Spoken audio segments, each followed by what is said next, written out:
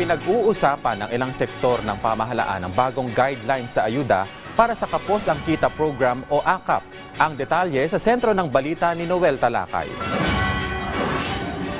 Pinangunahan ni DSWD Secretary Rex Gatchalian ang isang pagpupulong para sa bagong guidelines ng ayuda para sa Kapos ang Kita o AKAP program para ngayong taon. Kasama sa naging pagpupulong sina NEDA Secretary Arsenio Balisacan at DOLE Secretary Bienvenido Laguesma. Sa isang pahayag sinabi ni DSWD Secretary Gatchalian na bahagi ito ng direktiba ni Pangulong Ferdinand Marcos Jr.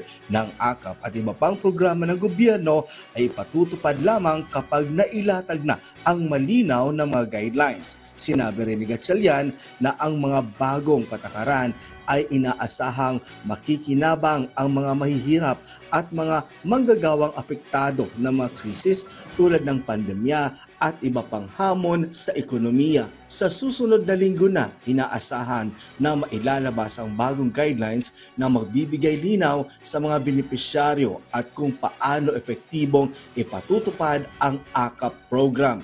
Kasama sa pagpupulong ang mga DSWD Undersecretaries na sina Adonis Sulit at Monina Josefina Romualdez, pati na rin ang Undersecretary ng Philippine Statistics Authority na si Claire Dennis Mapa at NEDA Undersecretary Rosemary Idilion.